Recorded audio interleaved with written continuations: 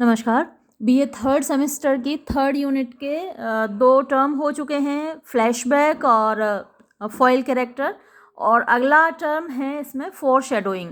और आज मैं कोशिश करूँगी कि इस वीडियो में एक से ज़्यादा टर्म इंक्लूड कर दूँ, क्योंकि अलीगढ़ वालों के एग्ज़ाम आ रहे हैं और टाइम कम बचा है। फोरशैडोइंग देखिए दो शब्दों से मिलकर बना है, FORE, फोर माने पहले, आगे, और शेडो माने वैसे परछाई होती है ना, जो आगे से परछाई आ रही हो किसी चीज़ की, कोई चीज़ हल्की धुंधली सी दिखाई दे रही हो कि ऐसा होने वाला है, शायद ऐसा हो सकता है कि आपको आइडिया लग जाए कि ये ड्रामा आगे चल के कैसा होने वाला है ना। जैसे मैकबेथ आप पढ़ते हैं तो शुरुआत में ही आपको थंडर, लाइटनिंग, तूफान और चुड़ैलें और ये सब कुछ लगता है, तो आपको एक आइडिया हो जाता है कि ये नाटक कैसा होने वाला है। तो यही फोरशैडोइंग कहलाता है। ओरिजिन ऑफ द टर्म, यानी इस टर्म की ओरिजिन कहाँ से हुई है, इसका जन्म कहाँ से हुआ है। The term foreshadowing is a combination. तो ये जो शब्द फोरशैडोइंग है, ये एक कॉम्बिनेशन है, जुड़ा है ऑफ टू वर्ड्स, दो शब्दों का योग है। Four which implies before, four जिसका मतलब होता है पहले, एंड शेडोइंग मीन्स अ वेग आउटलाइन, मीन्स एक हल्की सी आउटलाइन, मीन्स सिंबल या फिर इंडिकेशन आप कह सकते हैं, एक हल्का सा इशारा। दस इस प्रकार foreshadowing is a kind of prospective literary device. तो जो फोरशैडोइंग है वो एक प्रकार का, प्रोस्पेक्टिव का मतलब होता है जो होने वाला, भविष्य में होने वाला, एक ऐसी तकनीक है अप्लाइड टू ड्रॉ अ वेग आउटलाइन। अप्लाइड किया जाता है, जो कि लागू की जाती है, यूज़ की जाती है एक हल्की सी आउटलाइन खींचने के लिए ऑफ द इवेंट्स, घटनाओं की, विच अकर जो होती हैं, लेटर बाद में, on in the work of drama और फिक्शन, यानी नाटक या फिर कहानी जो उपन्यास है उसकी रचना में। Foreshadowing refers to the use of indicative words और फ्रेजेस। तो फोरशैडोइंग रेफर करता है कि उसमें जो प्रयोग किए जाते हैं, इंडिकेटिव माने इशारा करने वाले वर्ड्स, शब्द होते हैं, और फ्रेजेस माने वाक्यांश होते हैं, दैट हिंट टू जो कि इशारा करते हैं, द रीडर्स पाठकों को, रिगार्डिंग माने संबंध में, the occurrence of the events घटनाओं के घटने में के बारे में, विदाउट रिवीलिंग बिना बताए, द फ्यूचर एक्शन भविष्य का जो एक्शन है, यानी भविष्य की कहानी तो आपको नहीं बताई जाती, लेकिन उसका एक इशारा मात्र दिया जाता है। और स्पॉइलिंग द सस्पेंस, और आपके सस्पेंस को भी नहीं बिगाड़ा जाता। अगर आपको कोई पहले ही बता दे, जैसे आप फिल्म देख रहे हो, उसका एंड कोई पहले ही बता दे आपको कि इसके एंड में ये होगा, तो आपका पूरा सस्पेंस खत्म हो जाता है। तो ये काम फोरशैडोइंग के द्वारा नहीं किया जाता, आपका जो सस्पेंस है उसको स्पॉइल नहीं किया जाता। फॉर एग्जाम्पल, उदाहरण के लिए, in Shakespeare's tragic play Othello, Shakespeare के जो ट्रेजेडी है, दुखांत नाटक ओथेलो है, जो 1603 में लिखा गया, before the hanker chief episode, यानी एंकर जो रुमाल वाला एपिसोड है, आपने पढ़ाई है मेरे साथ भी ओथेलो, तो मैंने अपलोड भी किया है।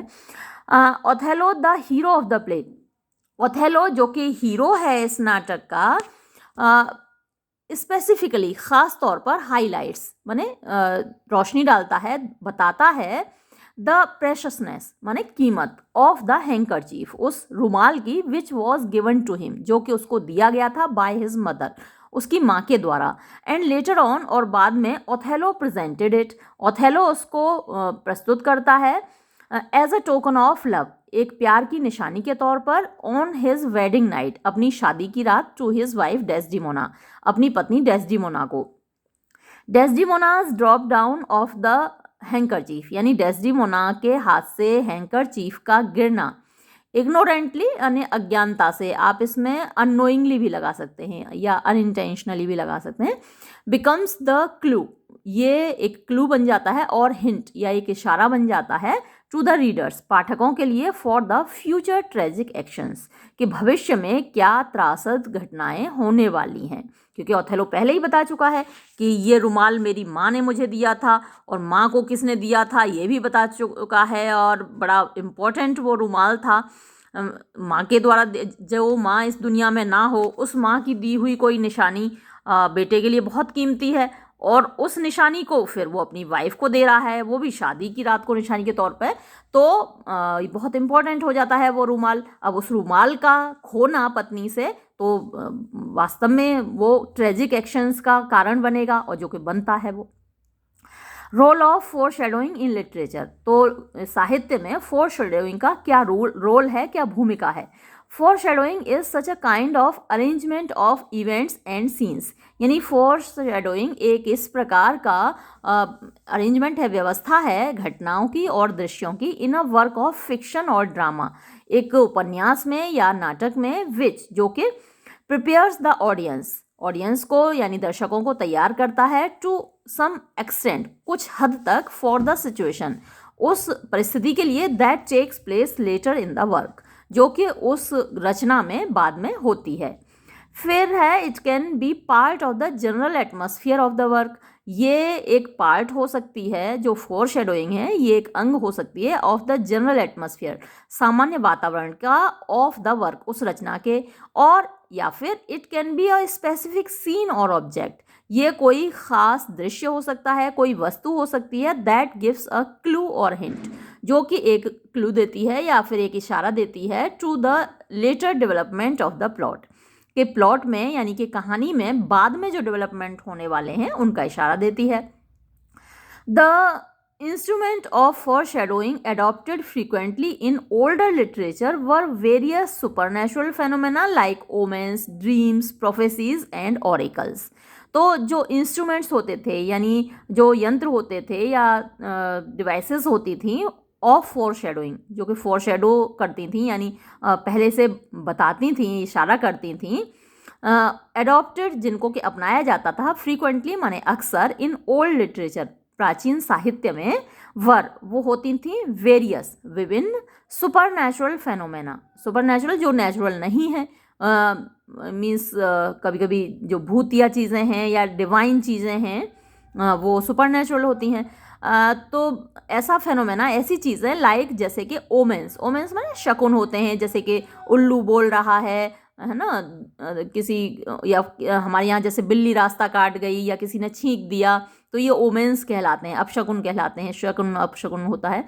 ड्रीम्स, कुछ लोगों को सपने आते हैं, सपने में ऐसी चीज़ें दिखाई देती हैं जो कि आगे आने वाली घटनाओं को दर्शाती हैं। प्रोफेसीज, भविष्यवाणी होती हैं, कुछ लोग भविष्यवाणी करते हैं, बड़े जो विद्वान लोग हैं। एंड ऑरिकल्स भी वही है जो भविष्यवाणी करते हैं। फोरशैडोइंग में अकर, फोरशैडोइंग हो सकती है आइदर या तो एट द बिगिनिंग शुरुआत में, और at the start of an act या फिर एक एक्ट की शुरुआत में। इट मोटिवेट्स द रीडर, ये मोटिवेट माने ये प्रेरित करती है, द रीडर पाठक को, टू थिंक अबाउट सोचने के लिए, what may happen in the future कि भविष्य में क्या हो सकता है उस बारे में सोचने के लिए। Foreshadowing creates suspense in the story, foreshadowing एक सस्पेंस पैदा करता है कहानी में। Foreshadowing may occur in the form of prescience, predictions, symbolism and apprehension. Foreshadowing हो सकता है एक प्रीसीन माने शुरुआत का दृश्य, दृश्य के शुरुआत में कोई कथन या फिर प्रलोग या इस तरीके का कुछ प्रीसीन हो सकता है। प्रेडिक्शंस, कोई भविष्यवाणी हो सकती है। सिंबॉलिज्म, कुछ ऐसे सिंबल्स हो सकते हैं, प्रतीक हो सकते हैं, चिन्ह हो सकते हैं।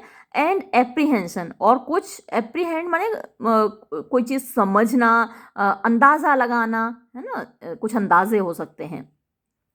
एग्जाम्पल्स इन लिटरेचर, साहित्य में इस प्रकार के जो एग्जाम्पल्स हैं फोरशैडोइंग के, इन द प्ले मैकबेथ का जिक्र मैंने पहले भी किया था, और अभी ओथेलो का जिक्र आप ऊपर देख ही चुके हैं। तो मैकबेथ में बाय विलियम शेक्सपियर, जो कि विलियम शेक्सपियर ने लिखा है, the prophecy made by the three witches, जो भविष्यवाणी की जाती है तीन चुड़ैलों के द्वारा, in the play's very first scene, यानी उस नाटक के पहले ही दृश्य में, इज अ साइन, वो एक संकेत है, ऑफ ब्लडशेड के खून खराबा होगा, और किलिंग या फिर मारधाड़ होगी, ऑफ डंकन का, क्योंकि वो कहती हैं कि भाई तुम अब राजा बनोगे, है ना, एक राजा के रूप में मैकबेथ का स्वागत करती हैं, तो हमको अंदाज़ा हो जाता है कि भाई जो राजा अभी जीवित है, और ये चुड़ैलें कह रही हैं कि मैकबेथ राजा बनेगा, तो पॉसिबल सी बात यह है कि डंकन का मर्डर होगा, हमको थोड़ा अंदाज़ा लगता है। Which takes place in the later part of the play, जो कि उस नाटक के बाद के भाग में हो ही जाता है मर्डर उसका। ऐसे ही कुछ और एग्जाम्पल्स आप ले सकते हैं। जैसे टेस ऑफ द डी अरबरवल को आप देखते हैं, उसमें भी थोड़ा सा शुरुआत से आप देखें, कुछ हमें ऐसा अंदाज़ा लग जाता है कि टेस का बेचारी का भाग्य अच्छा नहीं है और इसके साथ दुर्घटनाएं होंगी और बाद में बेचारी के साथ कितना बुरा होता है। कई बच्चों की रिक्वेस्ट पड़ी हुई है कि ma'am Tess of the d'Urbervilles पढ़ा दीजिए, और मेरा भी वो फेवरेट नॉवल है, मेरा बहुत मन है उसे पढ़ाने का, लेकिन क्या करूं बच्चों, टाइम नहीं मिल रहा है। लेकिन जैसे ही टाइम मिलेगा मैं ज़रूर टेस पर वीडियो अपलोड कर दूँगी, तो आप उसका एग्जाम्पल दे सकते हैं। बहुत सारे कहानियाँ हैं, बहुत सारे नॉवेल्स हैं जिनमें आपको पहले से अंदाज़ा लगता है कि हाँ ऐसा कुछ होगा, है ना, कुछ गड़बड़ होगा। तो वो सारे एग्जाम्पल्स आप इसमें दे सकते हैं। ग्रेजुएशन में तो इतना ही काफ़ी है। जैसे आपसे ज़्यादातर शॉर्ट आंसर टाइप क्वेश्चंस में पूछा जाता है या फिर कमेंट्स में पूछा जाता है कि जैसे आपको क्वेश्चन दे दिया जाएगा, comment on any 2 of the following topics, तो आपको इतना काफ़ी है। लेकिन अगर आप पोस्ट ग्रेजुएशन लेवल पे फोर शेडोइंग का आंसर दे रहे हैं तो आपको बहुत सारे एग्जाम्पल्स इसमें डालने होंगे। ठीक है, तो ये हुआ फोर शेडोइंग। अब इसमें मैं इसका अगला और टॉपिक देखती हूँ, इसी में इंक्लूड कर देती हूँ। अगला टर्म है आपका ह्यूबरस, और इसी को आज देखते हैं। ह्यूबरस का मतलब होता है जब आप किसी को कुछ नहीं समझते हैं, आपके अंदर इतना एरोगेंस होता है, इतना घमंड होता है, अपने ऊपर इतना ओवर कॉन्फिडेंस होता है कि भाई भगवान कुछ नहीं, भाग्य कुछ नहीं, रिश्ते नाते कुछ नहीं, समाज कुछ नहीं, मतलब किसी को कुछ समझना ही नहीं है, जो भी हूँ वो मैं हूँ। अब जैसे कि मैकबेथ के अंदर था, उसको एक बार सोचना तो चाहिए था कि भाई समाज क्या कहेगा, क्या होगा, भगवान भी कोई चीज़ है, कोई मेरे ऊपर बंदा विश्वास कर रहा है, मैं उसका मर्डर कर रहा हूँ। तो ये मैकबेथ के अंदर था। हमारे यहाँ तो भैया रावण के अंदर था, भयानक ह्यूबरस था उसके अंदर। जबकि उसके बारे में ये कहा जाता है कि वो एक ब्राह्मण था और अच्छा पढ़ा लिखा था, उसके शास्त्रों का ज्ञान था, और हालांकि शिव जी का महान भक्त था, ये भी हम उसके बारे में पढ़ते हैं रामायण में। लेकिन घमंड भयानक था उसके अंदर, है ना, एरोगेंस बहुत ज़्यादा था, जो हूँ वो मैं हूँ, मेरे अलावा कोई कुछ नहीं है। तो ये जो फीलिंग होती है ये ह्यूब्रस कहलाती है, और ये लिटरेचर में बहुत देखने को मिलती है। और उसका परिणाम तो आप जानते ही हैं, फिर क्या होता है, विनाश होता है, भयानक होता है, और यही लिटरेचर में हमें देखने को मिलता है। चलिए देखते हैं। ह्यूब्रस हैज़ अ ग्रीक ओरिजिन। ह्यूब्रस का जो ओरिजिन है, जो जन्म है, वो यूनान से है, यूनानी भाषा से है, यूनानी माइथोलॉजी से है, वहाँ की जो पौराणिक कथाएं हैं उनसे है। एंड इज नेम्ड, और उसका नाम रखा गया है आफ्टर द ग्रीक गॉडेस हाइब्रिस, यूनानी देवी हाइब्रिस के नाम पर, डेपिक्टेड, जिसका कि वर्णन किया गया है एज रियूड, कि वो बहुत अभद्र थी, वॉयलेंट, हिंसक थी। हैविंग रेकलेस प्राइड, उसके अंदर रेकलेस मतलब जो परवाह नहीं करता, बेपरवाह, घमंड था। एंड एरोगेंस, और मतलब किसी को कुछ ना समझना, वो एरोगेंस है।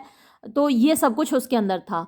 और जो रोमन इसका इक्विवेलेंट है वो पेट्यूलेंटिया है, PETULANTIA, शायद यही स्पेलिंग है, पेट्यूलेंटिया। तो वो रोमन इक्विवेलेंट है इसका, ह्यूब्रस का। ह्यूब्रस रेफर्स टू दोज एक्शंस। ह्यूब्रस वो का मतलब होता है वो एक्शंस, वो क्रियाकलाप, दैट डिसोबेड, जो कि अवज्ञा करते हैं, नाफरमानी करते हैं, द ऑर्डर ऑफ गॉड, ईश्वर के आज्ञाओं की। एंड डिसग्रेस द विक्टिम, और फिर ये जो विक्टिम है उसके डिसग्रेस का वजह बनते हैं, यानी बाद में उसकी बहुत बेइज्जती होती है, उसका विनाश होता है, जो जिसके अंदर ह्यूब्रस होता है। It is the attribute of an individual, ये एक व्यक्ति का वो गुण है which shows a loss of contact with reality, which shows जो दिखाता है अ लॉस ऑफ कॉन्टैक्ट, कि उसका संबंध टूट गया है विद रियलिटी, वास्तविकता से। एंड ओवर कॉन्फिडेंस, और ये दिखाता है कि उसके अंदर ओवर कॉन्फिडेंस है, ज़रूरत से ज़्यादा उसे भरोसा है इन वंस कॉम्पिटेंस, अपनी ताकत पर। It refers to the arrogant attitude, ये दिखाता है घमंड से भरा व्यवहार ऑफ द प्रोटेगोनिस्ट, मीन्स मुख्य पात्र का, चाहे वो हीरो हो या हीरोइन हो, टुवर्ड्स द गॉड्स, मतलब भगवान के प्रति और देवताओं के प्रति। इन अदर वर्ड्स, दूसरे शब्दों में, it is a negative trait, ये एक नकारात्मक गुण है, यानी पॉजिटिव क्वालिटी तो है नहीं, अच्छी क्वालिटी तो है नहीं, निगेटिव क्वालिटी है। यानी आपके अंदर कॉन्फिडेंस होना चाहिए लेकिन ओवर कॉन्फिडेंस नहीं होना चाहिए, आपके अंदर गर्व होना चाहिए लेकिन घमंड नहीं होना चाहिए। तो ये जब घमंड हो जाता है वो निगेटिव क्वालिटी हो जाती है। नेगेटिव ट्रेट ऑफ पर्सनैलिटी, यानी किसी व्यक्ति के व्यक्तित्व का नकारात्मक गुण है। एग्जिबिटेड, जो कि दिखाई देता है बाय अ कैरेक्टर, एक पात्र के द्वारा दिखाया जाता है, मोस्टली ज़्यादातर बाय द प्रोटैगनिस्ट, मुख्य पात्र के द्वारा। Aiming at disrespecting divine warning, यानी जो कि एम जिसका होता है एट डिसरेस्पेक्टिंग माने बेइज्जती करना, अवज्ञा करना, डिवाइन वार्निंग यानी जो दैवीय चेतावनी है। ईश्वर हमको कई बार चेतावनी देता है, हमारा भाग्य कई बार हमको चेतावनी देता है कि भाई ऐसा मत करो, आपके लिए गलत साबित होगा, लेकिन हम क्या करते हैं, अनदेखा कर देते हैं, अनसुना कर देते हैं। अब हमारा जो ज़मीर है, हमारी जो अंतरात्मा है, वो हमको वार्निंग देती है, लेकिन हम उसको दबा देते हैं, सप्रेस कर देते हैं। और violating an important moral law, या फिर वायोलेट करते हैं हम, तोड़ते हैं एक इम्पॉर्टेंट, एक महत्वपूर्ण मॉरल लॉ माने नैतिक नियम को। एज अ लिटरेरी डिवाइस, एक साहित्यिक तकनीक के तौर पर, ह्यूबरस इज अ फ्लॉ, ह्यूबरस एक कमी है। Excessive pride and over confidence, ज़रूरत से ज़्यादा घमंड और ज़रूरत से ज़्यादा आत्मविश्वास। Shown by a tragic hero, जो कि एक ट्रेजिक हीरो के द्वारा दिखाया जाता है। Who holds a powerful position, जिसकी एक पावरफुल ताकतवर जगह होती है, उसके पास पद होता है, समाज में, सोसाइटी में उसका स्थान होता है। एंड बिकॉज ऑफ इट, और इसकी वजह से, ही ओवर एस्टिमेट्स, वो जरूरत से ज़्यादा आकलन कर लेता है, हिज पोटेंशियल, अपनी ताकत का। एंड मेक्स फुलिश डिसीजंस, और फिर बेवकूफ़ी से भरे हुए निर्णय लेता है। दैट लीड टू, जो कि ले जाते हैं, किस ओर ले जाते हैं, हिज डाउनफॉल, उसके विनाश की ओर। फ्रॉम प्रॉस्पेरिटी टू एडवर्सिटी, यानी उसको गिरा देते हैं, डाउनफॉल नीचे गिरा देते हैं या उसका विनाश कर देते हैं। From prosperity to adversity, prosperity समृद्धि होती है, खुशनसीबी होती है, और एडवर्सिटी बदनसीबी होती है, यानी दुर्दिन होते हैं, बुरे दिन होते हैं। तो अच्छा खासे अच्छे दिन चल रहे थे मैकबेथ के, आपने देखा, मेरे साथ पढ़ा था, कितना अच्छा नाटक था। और अपने आप ही वो अपनी एडवर्सिटी को न्योता दे लेता है। ऐसे ओथेलो का सब कुछ अच्छा चल रहा है, इतनी खूबसूरत बीवी मिल गई, खुद काला कलूटा, खैर जो भी है, जैसा भी है, लेकिन मतलब देखने में बहुत बदसूरत है वो, और उसको इतनी खूबसूरत बीवी मिल गई, डेस्डिमोना जैसी, और सब कुछ हासिल हो गया उसको, लेकिन अपनी एडवर्सिटी को वो खुद न्योता देता है इयागो की बातों में आकर। तो ये सब क्या है, उसका डाउनफॉल है, डिस्ट्रक्शन है, कैटास्ट्रफी है, जो कि उनकी कमी की वजह से आती है। फिर देखिए, ह्यूबरस कैरेक्टर्स इन ग्रीक माइथोलॉजी, यूनानी जो माइथोलॉजी है उसमें ह्यूबरस कैरेक्टर्स हैं, पात्र हैं। There are plenty of illustrations, यानी ढेर सारे उदाहरण हैं, ऑफ ह्यूबरस कैरेक्टर्स, यानी जिन ऐसे पात्रों के, ऐसे कैरेक्टर्स के जिनके अंदर ह्यूबरस है। इन ग्रीक ट्रेजेडीज, यूनानी त्रासदी नाटकों में, resulting in downfall and defeat, जिसकी वजह से वो नीचे गिरते हैं, उनका विनाश होता है और उनकी हार होती है। इडीपस, इडीपस को तो आप अच्छे से जानते हैं, इसका तो मैंने कई बार आपको कहानियाँ सुनाई हैं और ड्रामा भी अपलोड करूँगी जब जैसे भी वक्त मिलेगा। इकेरस की कहानी आपने सुनी होगी, उसके पिताजी ने उसके लिए पंख बना दिए थे, वो मोम से चिपका के पंख, वो उड़ने लगा, उड़ते उड़ते सूरज के पास पहुंच गया। बहुत ज़्यादा पिताजी ने मना भी किया था, बेटा ज़्यादा दूर मत जाना, लेकिन भाई उड़ते उड़ते तो उसे मज़ा आ रहा था, हवा में उड़ने थे, तो सूरज के पास पहुंच गया, वो मोम पिघल गया, पंख टूट के गिर गए और इकेरस भी घायल होके गिर गया। हरक्यूलिस है, एक्लीज है, इन ये ट्रोजन वॉर के हीरोज़ थे। नार्सिसस है, बहुत खूबसूरत था, और मतलब अपने आप को निहार रहा था, उसमें पानी में निहारा और देखा ये कौन खूबसूरत है, और उसमें ही गिर गया था। नार्सिसस कॉम्प्लेक्स भी होता है, जो लोग हमेशा अपने आप को आईने में निहारते रहते हैं और उनको लगता है वो बहुत खूबसूरत हैं, तो ये नार्सिसस कॉम्प्लेक्स होता है। एट्सेट्रा आर ह्यूबरस करेक्टर्स, ये सब क्या है, ह्यूबरस करेक्टर्स हैं। हु डिमॉन्स्ट्रेटेड, जिन्होंने दिखाया एक्सेसिव, ज़रूरत से ज़्यादा, प्राइड, घमंड, एंड ओवर कॉन्फिडेंस, और ज़रूरत से ज़्यादा आत्मविश्वास। एंड मीट, और वो लोग मिले विद ट्रेजिक इवेंट्स, यानी त्रासद घटनाओं से एट द एंड, अंत में उनका जो उनको जो साथ जो घटनाएं हुई वो ट्रेजिक इवेंट्स थी। Oedipus the hero of the famous tragedy Oedipus Rex, Oedipus जो कि इडिपस रेक्स नामक नाटक का हीरो है, रिटन बाय सोफोक्लीज, सोफोक्लीज के द्वारा लिखा गया है। किल्स एन ओल्ड मैन, एक बूढ़े आदमी को मार डालता है। एंड मैरीज, और शादी कर लेता है। द विडो, उसकी विधवा से, एक बूढ़े आदमी को मारता है और उसकी विधवा से शादी कर लेता है। Window of the former, the former का मतलब बूढ़े आदमी की। ड्यू टू हिज ह्यूबरस, अपने इस ह्यूबरस की वजह से। लेटर ऑन, बाद में, the old man and his window, तो ये जो बूढ़ा आदमी है और जो उसकी विधवा है, turned out to be his father and mother, उसके पिता और उसकी माँ ही निकलते हैं। दस, इस प्रकार, हिज ह्यूबरस लीड्स इडिपस, उसका ह्यूबरस, इडिपस का ह्यूबरस इडिपस को ले जाता है टुवर्ड्स हिज ट्रेजिक एंड, अपने त्रासद अंत की ओर। ह्यूबरस कैरेक्टर्स इन लिटरेचर, और ह्यूबरस कैरेक्टर्स हैं साहित्य में। देयर आर सम इंस्टेंसेस, कुछ उदाहरण हैं, ऑफ फिक्शनल कैरेक्टर्स, काल्पनिक पात्रों के, दैट एग्जिबिट ह्यूबरस, जो कि ह्यूबरस दिखाते हैं। मैरी शेलीज विक्टर फ्रैंकस्टीन, मैरी शेली ने एक नॉवल लिखा है फ्रैंकस्टीन, तो उसके अंदर ह्यूबरस है। John Milton Saturn, John Milton का सैटर्न पैराडाइज लॉस्ट आप मेरे साथ पढ़ ही रहे हैं, अभी उस पर 2 वीडियो मैंने अपलोड किए हैं, आपने देखे होंगे। तो उसमें सैटर्न है जो उसके अंदर ह्यूबरस है। क्रिस्टोफर मार्लो का डॉक्टर फोस्टस, ये भी मैंने अपलोड किया है, आपने पढ़ाई है मेरे साथ, उसके अंदर भी ह्यूबरस है। वो तो वो नेक्रोमेंसी जो फॉरबिडन आर्ट है उसको प्रैक्टिस करता है और उसका क्या हश्र होता है। लास्ट सीन तो अगर आपने पढ़ा हो तो मज़ा ही आ जाता है, लास्ट सीन में कैसे तड़पता है वो, ऐसा नहीं है कि तड़पते देख के मज़ा आ जाता है, लेकिन वो सीन इतना अच्छा है पढ़ने में कि आप जब, जिन लोगों ने पढ़ा है उनको तो याद होगा, जिन लोगों ने नहीं पढ़ा है वो एक बार लास्ट सीन ज़रूर पढ़ लें, बहुत ही अच्छा है वो। William Shakespeare's Macbeth, William Shakespeare का मैकबेथ आपने मेरे साथ पढ़ा हुआ है। Tennessee Williams, Blanche DuBois respectively, मतलब ये सारे characters are the prominent hubris characters, ये कुछ ख़ास ह्यूबरस कैरेक्टर्स हैं इन इंग्लिश लिटरेचर, अंग्रेजी साहित्य में। चलिए ये भी हो गया, अब हाइपरबेटन को भी इसी में शामिल कर लेते हैं। आप लोग इतना शोर मचा रहे हैं, मैडम 3rd यूनिट को कंप्लीट करो, मैडम 3rd यूनिट को कंप्लीट करो। मैं एक एक टॉपिक को ले रही थी एक एक वीडियो में, लेकिन अब भाई क्या करूं, कर देती हूं मैं इसी में शामिल। अब बहुत ज़्यादा डिटेल में तो मैं नहीं कर रही हूँ। आप जैसे जो मेरे डिटेल्ड वीडियो, मैंने इससे पहले सारे टॉपिक्स एक वीडियो में एक ही टॉपिक डिस्कस किया था, तो उसमें मैंने काफ़ी डिटेल में उसमें डिस्कस किया था और ज़्यादा मैटर था जो आपको मैंने दिया था। लेकिन अभी इतना ज़्यादा मैटर नहीं है, ग्रेजुएशन के हिसाब से काफ़ी है, लेकिन पोस्ट ग्रेजुएशन वाले स्टूडेंट्स सारे इसमें अपनी तरफ से थोड़ा ऐड कर लें, थोड़े और एग्जाम्पल्स ऐड कर दें तो उनका आंसर बड़ा हो जाएगा। चलिए हाइपरबेटन की तरफ चलते हैं।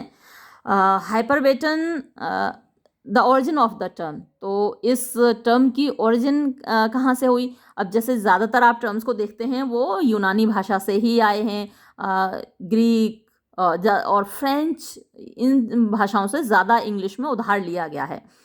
तो hyperbaton is derived from the Greek phrase hyperbatos, तो यूनानी भाषा की जो शब्द है हाइपरबेटोस उससे लिया गया है, विच इम्प्लाइज इन्वर्जन, जिसका मतलब होता है इन्वर्जन। इन्वर्जन मतलब उल्टा कर देना, हेर फेर कर देना, इधर उधर कर देना।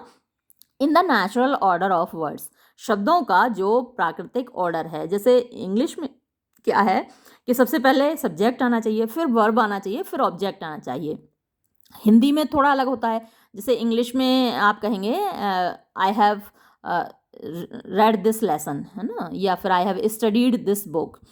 तो अब इसमें आई हैव और स्टडीड, आई पहले सब्जेक्ट आया, हैव स्टडीड ये वर्ब हो गया, जिसमें एक हेल्पिंग वर्ब है और एक मेन वर्ब है, और दिस बुक ये ऑब्जेक्ट हो गया। लेकिन यही जब हम हिंदी में बोलेंगे तो हम बोलेंगे मैंने ये किताब, तो ये किताब जो ऑब्जेक्ट हमने बाद में लगाया था वो हम पहले ले आते हैं। हिंदी में अलग है ग्रामर, मैंने ये किताब पढ़ ली है, और इंग्लिश में अलग है। तो ये क्या होता है, नेचुरल ऑर्डर ऑफ वर्ड्स होता है, हर लैंग्वेज का अलग अलग होता है। लेकिन जब इस नेचुरल ऑर्डर को चेंज कर दिया जाता है, मैंने पढ़ ली है ये किताब, मैंने खा लिया है खाना, जैसे आप गुस्से में बोलते हैं ना, मम्मी कह रही है बेटा खाना खा लो, तो आप क्या कहें, मैंने खा लिया ना खाना, है ना, ऐसे बोलेंगे। और सिंपली आप बोलते हैं मैंने खाना खा लिया है, तो ये नेचुरल है ऑर्डर। और जब गुस्से में आप बोलते हैं मम्मी से मैंने खा लिया ना खाना, तो ये क्या है, आपने इन्वर्जन कर दिया, आपने हाइपरवेटन कर दिया। तो ये इमोशंस दिखाने के लिए कि आप गुस्से में थे इसलिए आपने ऐसा बोला, ये दिखाने के लिए लिटरेचर में हाइपरवेटन का प्रयोग किया जाता है, इन्वर्जन का प्रयोग किया जाता है, एम्फेसाइज करने के लिए कुछ फीलिंग्स को। ठीक है, तो इन अदर वर्ड्स, दूसरे शब्दों में hyperbaton is related to an inversion. Hyperbaton संबंधित है एक इन्वर्जन से in the traditional arrangement of words, जो कि परंपरागत व्यवस्था होती है शब्दों की। A hyperbaton is a rhetorical device. एक हाइपरवेटन एक रेटोरिकल डिवाइस है। रेटोरिकल मतलब कि भाषण की तकनीक है, बोलने की तकनीक है। जैसे अभी मैंने आपको बोल के बताया कि मम्मी कहती है कि बेटा खाना खा लो, और आप गुस्से में आप पढ़ रहे हैं और मम्मी की तो आदत होती है बार बार आके बोलती है बेटा खाना खा लो, बेटा खाना खा लो। आप अपना पढ़ रहे हैं, कंसंट्रेशन बन नहीं पा रहा है, आप सवाल निकाल रहे हैं, कोई मैथ का सम हल कर रहे हैं, एक तो उसका कैलकुलेशन नहीं हो रहा, ऊपर से बार बार मम्मी कह रही है बेटा खाना खा लो, तो आप गुस्से में ये बोलते हैं, है ना। तो क्या है, ये रेटोरिकल डिवाइस हुई। इन विच, जिसमें कि ऑथर्स ऑल्टर, लेखक लोग बदल देते हैं the typical position of words. Typical यानी जो कि है, नेचुरल पोजीशन है ऑफ द वर्ड्स, शब्दों की, फ्रेजेस वाक्यांशों की, एंड क्लॉजेस, क्लॉज भी वाक्यांश होते हैं, to create an artistic effect, एक कलात्मक प्रभाव पैदा करने के लिए, while conveying the same meaning, जबकि वो मीनिंग तो सेम ही बता रहा होता है ना। जैसे मैंने खाना खा लिया है, तो ये इसका भी अर्थ वही हुआ, मैंने खा लिया ना खाना, इसका भी अर्थ वही हुआ, लेकिन दोनों में डिफरेंस क्या हुआ कि जो आपने इन्वर्जन किया उसमें आपकी फीलिंग आ गई कि आप गुस्से में हैं। दस, इस प्रकार hyperbaton is a figure of speech. Hyperbaton एक फिगर ऑफ स्पीच है, एक अलंकार है, इन विच, जिसमें के द नेचुरल सिंटैक्टिक अरेंजमेंट, जो प्राकृतिक, सिंटैक्टिक माने ग्रामेटिकल, व्याकरणीय व्यवस्था होती है, ऑफ द वर्ड्स, शब्दों की, इज मॉडिफाइड, उसमें कुछ फेरबदल कर दिया जाता है, सुधार कर दिया जाता है। फॉर इंस्टेंस, उदाहरण के लिए, स्वेट, स्वेट माने तो पसीना होता है, लेकिन यहाँ स्वीट होना चाहिए था, स्वीट शी इज, वो बहुत मीठी है, बहुत प्यारी है। Here the author changed the traditional pattern of the arrangement of words. तो यहाँ पर जो ट्रेडिशनल पैटर्न था, जो परंपरागत व्यवस्था थी, वो चेंज कर दी। जो मतलब कॉमनली सेंटेंस क्या होता है, शी इज स्वीट, वो बहुत प्यारी है, अब यहाँ कर दिया स्वीट शी इज, वो मीठी है, मतलब कहने का मतलब तो वही है, लेकिन थोड़ा सा चेंज आ गया। She is sweet too sweet she is, थोड़ा सा इस बुक में ये पास पास टाइप हो गया, तो प्रिंटिंग मिस्टेक्स हो ही जाती हैं सारी किताबों में। तो कहना चाहिए था कि शी इज स्वीट, जबकि कहा गया स्वीट शी इज, उसको इन्वर्जन कर दिया, चेंज कर दिया, हाइपरवेटन बन गया। अब हाइपरवेटन इन लिटरेचर, साहित्य में हाइपरवेटन का प्रयोग, ये तो आपको खूब एग्जाम्पल मिल जाएंगे, किसी भी ड्रामा को आप ले लीजिए, ढेर सारे एग्जाम्पल उसमें आपको मिल जाएंगे इन्वर्जन के। और जो वो था, अभी हमने वो शुरू किया था, उस पर 2 वीडियो अपलोड किए थे मैंने, पैराडाइज लॉस्ट पर, तो उसका जो पहला ही सेंटेंस है, ऑफ मैंस फर्स्ट, देखिए क्या है वो, disobedience, of man's first disobedience, और फिर उसके बाद खूब लंबा सा सेंटेंस है, 25 लाइंस का, और लास्ट में जाके है सिंग हेवनली म्यूज़, नहीं, सिंग हेवनली म्यूज़ बीच में आता है, और बाद में to justify the ways of God to man, ये 26 लाइन थी उसमें। तो वो हेवनली म्यूज़ को इन्वोक कर रहा है मिल्टन कि तुम गाओ उसके बारे में कि कैसे मनुष्य ने पहली बार ईश्वर के आदेश की नाफरमानी की, और ये सब कुछ हो गया, फॉरबिडन फ्रूट उसने खाया, इंसान ने, एडम ने, और बाद में उसका परिणाम इतना भयानक हुआ। तो शुरुआत कहाँ से हुई, ऑफ मैंस फर्स्ट डिसोबीडियंस, और लास्ट में कहाँ जाके ख़त्म हुआ वो, कि सिंग हेवनली म्यूज़, यहाँ आके वो सेंटेंस पूरा हुआ, सिंग हेवनली म्यूज़। तो ये सिंग हेवनली म्यूज़ पहले आना चाहिए था कि heavenly muse sing about man's first disobedience, ऐसे होना चाहिए था। लेकिन वहाँ क्या है, ये इन्वर्जन का एक एग्जाम्पल है, हाइपरबेटन का एग्जाम्पल है। आप एक बार वो वीडियो देख लीजिएगा, या फिर आपके पास पैराडाइज लॉस्ट अगर है बुक 1 तो वहाँ से कोट कर लीजिएगा, वो बहुत अच्छा एग्जाम्पल है हाइपरबेटन का। और नहीं तो वो वीडियो आप देख लीजिएगा। पोइट्री वाला जो प्लेलिस्ट है मैंने उस अपने चैनल पर प्लेलिस्ट बना रखी हैं खूब सारी अलग अलग, तो उसमें इंग्लिश पोइट्री नाम से एक प्लेलिस्ट है जिसमें कि आपको पैराडाइज लॉस्ट के वो वीडियोस मिल जाएंगे। तो पहला ही वीडियो है और शुरुआत ही वहाँ से होगी उसमें, तो वो आप यहाँ पर कोट कर सकते हैं। बहुत अच्छा एग्जाम्पल हाइपरबेटन का। ठीक है, यहाँ another example of hyperbaton can be seen in the successive line, it is too true and evil gone she is. ये ओथेलो से है, और गॉन शी इज़ तो ये देखिए एग्जाम्पल हो गया हाइपरबेटन का। शी इज़ गॉन होना चाहिए पर गॉन शी इज़ बोला। The above line is extracted from the tragic play of William Shakespeare, यानी ये जो लाइन है विलियम शेक्सपियर के त्रासद नाटक से ली गई है जिसका नाम ओथेलो है। Here the order of words is rearranged, यहाँ जो शब्दों की व्यवस्था है वो रीअरेंज की गई है, पुनर्स्थापित की गई है। टू एम्फेसाइज द इमोशंस, यानी उन इमोशंस पर, भावनाओं पर जोर देने के लिए। थ्रू दिस डिवाइस, इस तकनीक के माध्यम से द ऑथर एड्स, यानी लेखक बढ़ाता है, डेप्थ माने गहराई, एंड एस्थेटिक सेंस, और सौंदर्य की भावना, to his work of art, अपने कला की रचना में। देयर आर मैनी इलस्ट्रेशंस, बहुत सारे उदाहरण हैं, of hyperbaton used by different writers in literary writings, जो कि अलग अलग लेखकों के द्वारा अलग अलग लिटरेरी राइटिंग्स में, साहित्यिक लेखों में प्रयोग किए गए हैं। अब मोटिव भी हमारे सामने है तो ज़रा इसको भी इसी में इंक्लूड कर लेते हैं। आज मैं कम से कम 3rd यूनिट की जिनकी शिकायतें हैं उनको सब आज दूर कर दे रही हूँ। 3rd यूनिट आज नहीं तो कल मैं इसको ख़त्म ही कर देती हूँ। चलिए, मोटिव में क्या है, ओरिजिन ऑफ द टर्म। इस टर्म की, इस शब्द की ओरिजिन कहाँ से हुई? The word motive comes from the French word motive. मैंने अभी शुरुआत में थोड़ी देर पहले मैं आपसे बात कर रही थी ना कि इंग्लिश में जो सबसे ज़्यादा उधारी ली गई है, कहाँ से कर्ज लिया गया है? ग्रीक लैंग्वेज से और फ्रेंच लैंग्वेज से बहुत उधार लिया गया है। अब ये फ्रेंच लैंग्वेज से उधार लिया गया है। देखो, विच इम्प्लाइज पैटर्न, जिसका अर्थ होता है पैटर्न, यानी एक नमूना। कुछ चीज़ें एक निश्चित पैटर्न पर चलती हैं, जिनसे हमको लगता है कि ऐसा क्यों हो रहा है, ऐसा हो रहा है, किस लिए हो रहा है, तो वो एक पैटर्न बन जाता है इवेंट्स का, जो मोटिव कहलाता है। इन अदर वर्ड्स, दूसरे शब्दों में, अ पावरफुल और रिकरिंग आइडिया, एक ताकतवर और रिकरिंग माने बार बार आने वाला, दोहराया जाने वाला आइडिया होता है, विचार, इन अ लिटरेरी वर्क, एक साहित्यिक रचना में, इज नेम्ड, उसको नाम दिया जाता है एज अ मोटिव, एक मोटिव के रूप में। व्हेन अ रिपीटेड पैटर्न, जब एक बार बार दोहराया जाने वाला पैटर्न होता है। अ सिम्बॉलिक इमेज, सिम्बॉलिक माने प्रतीकात्मक एक इमेज होती है, तस्वीर होती है। एन आइडिया, एक विचार होता है। अ साउंड, कोई एक आवाज़ होती है। हाँ, ये आपने फिल्मों में अक्सर देखा होगा, एक आवाज़ रिपीट होती है बार बार। शोले में आपने देखा होगा, जब गब्बर बोलता है तो एक अलग तरीके की आवाज़ आती है ना, क्या समझे थे सरदार शाबाशी देगा। तो वो पीछे जो बैकग्राउंड म्यूजिक आ रहा है वो अलग ही एक साउंड है।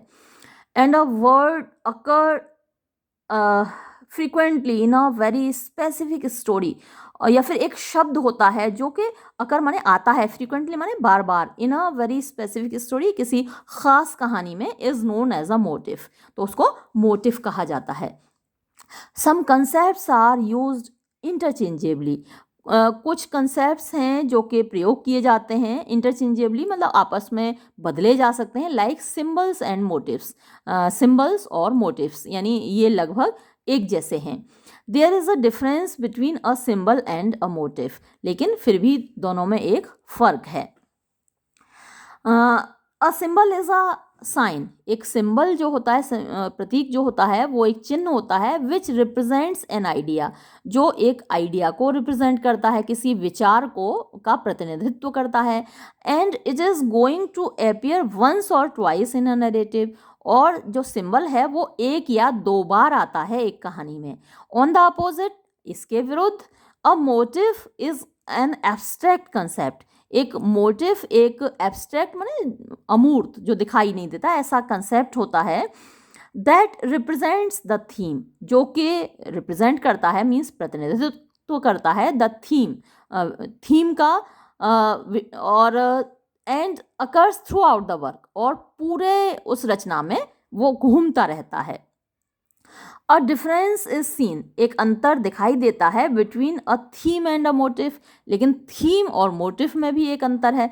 मतलब हालांकि ये मिलते जुलती चीज़ें हैं, जो मोटिव है, सिंबल है, थीम है, मिलती जुलती चीज़ें हैं, लेकिन सभी अलग अलग हैं। अब थीम और मोटिव में क्या अंतर है? A theme could be a message, एक थीम क्या है? वो एक संदेश हो सकता है, और स्टेटमेंट एक कथन हो सकता है, और आइडिया या फिर विचार हो सकता है। A writer wants to convey, जो एक लेखक कन्वे करना चाहता है, बताना चाहता है। वेयर है, जबकि अ मोटिव कुड बी, एक मोटिव हो सकता है अ रिपीटेड एलिमेंट, एक बार बार दोहराए जाने वाला तत्व, हैविंग अ सिंबॉलिक सिग्निफिकेंस, जिसका कि एक सांकेतिक महत्व होता है। अ motive is repeated again and again, एक मोटिव बार बार दोहराया जाता है इन अ लिटरेरी वर्क, एक साहित्यिक रचना में, टू एम्फेसाइज माने जोर देने के लिए, द डोमिनेंट आइडियाज, जो मुख्य विचार हैं, मेन थीम्स, मुख्य थीम है, एंड डीपर मीनिंग, और जो गहरा छिपा हुआ अर्थ है, ऑफ अ टेक्स्ट, एक टेक्स्ट का, एक लेखन का। Motifs are frequently employed, motifs को अक्सर प्रयोग किया जाता है बाय द ऑथर्स, लेखकों के द्वारा, इन देयर लिटरेरी वर्क्स, अपनी साहित्यिक रचनाओं में, to emphasise the theme, theme पर जोर देने के लिए। फॉर इंस्टेंस, उदाहरण के लिए, Arthur Miller an American dramatist use the flute, Arthur Miller जो कि अमेरिकन नाटककार है, उसने फ्लूट का प्रयोग किया है। आपके सिलेबस में भी है आर्थर मिलर का नाटक द प्राइस, कुछ जगह डेथ ऑफ अ सेल्समैन भी लगा हुआ है। द प्राइस पर मैं जल्दी अपलोड करूँगी, उसके कुछ क्वेश्चंस तो अपलोड कर ही दूँ, नाटक तो पूरा बाद में अपलोड कर पाऊँगी। तो वो फ्लूट को प्रयोग करता है as a recurring sound, means बार बार आने वाली आवाज़ के तौर पर, sound motif in his play, अपने नाटक डेथ ऑफ अ सेल्समैन में।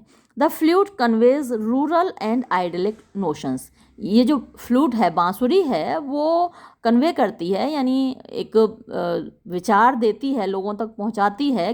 रूरल माने ग्रामीण, आइडलिक जिसमें कि भागम भाग नहीं होती, एक आरामदायक, धीरे धीरे चलने वाली, आराम से चलने वाली ज़िंदगी होती है, वो आइडलिक कहलाती है। तो नोशंस माने विचार होते हैं। तो जब बांसुरी कहीं बज रही होती है तो कितना सुकून सा मिलता है उसकी आवाज़ को सुनकर, जैसे कि कहीं दूर खेतों में, बागानों में हम खो गए हों, और जहाँ कोई भागम भाग नहीं हो, ज़िंदगी की हवड़ दबड़ ये सब ना हो, तो ऐसा एक वातावरण पैदा करती है, और वो डेथ ऑफ अ सेल्समैन में उसके द्वारा प्रयोग किया गया है। सिमिलरली, इसी प्रकार the renowned English dramatist William Shakespeare, William Shakespeare को तो आप जानते हैं, used various motifs in his dramas, उसने अपने नाटकों में अलग अलग मोटिव्स प्रयोग किए हैं। इन मैकबेथ, मैकबेथ में Shakespeare used a range of motifs, Shakespeare ने बहुत सारे मोटिव्स प्रयोग किए हैं। Fair is foul, foul is fair, ये चुड़ैलें जब भी आती हैं, जब भी दिखाई देती हैं, तो ये fair is foul, foul is fair, ऐसा बोलती हैं, दोहराती हैं। तो इससे क्या है, मोटिव दिखाई देता है कि जो चीज़ खूबसूरत दिख रही है, ज़रूरी नहीं वो खूबसूरत हो, है ना, बदसूरत दिख रही तो ज़रूरी नहीं वो बदसूरत हो। तो ऐसा एक वातावरण पैदा करती हैं ये लाइन है, fair is foul, foul is fair, चुड़ैलें जो बोलती हैं। Could be a linguistic motif, ये एक लिंग्विस्टिक मोटिव है, मतलब कि जो बोल कर बताया गया है, भाषाई मोटिव है। जैसे फ्लूट था वो म्यूजिकल मोटिव हो गया था, और ये लिंग्विस्टिक मोटिव हो गया क्योंकि बोल कर बताया जा रहा है। रिपीटेड परसिस्टेंटली, जिसको रिपीट किया जाता है, दोहराया जाता है, परसिस्टेंटली माने लगातार। विच कन्वेज, जो कि बताता है, द कंसेप्ट, विचार, ऑफ गुड एंड ईविल, अच्छाई और बुराई का। फिर है significance of using motifs in literature, साहित्य में मोटिव के प्रयोग का महत्व। Poets and dramatist usually utilise, poets यानी कवि और नाटककार अक्सर प्रयोग करते हैं द लिटरेरी टेक्निक, साहित्यिक तकनीक का, of motifs in their work of literature, अपने साहित्यिक रचनाओं में, to understand a character deeply, यानी एक पात्र को समझने के लिए, डीपली माने गहराई से। तो एक तो ये उद्देश्य होता है, और दूसरा to highlight the theme, theme को हाईलाइट करने के लिए, थीम को और अच्छे से दिखाने के लिए मोटिव का प्रयोग किया जाता है। तो ये हो गए आपके 4 टर्म्स हो गए। अब इस यूनिट में 5 टर्म और बचे हैं, वो मैं कल ज़रूर अपलोड कर दूँगी और कल इस यूनिट को ख़त्म कर दूँगी। और तब तक के लिए अलविदा।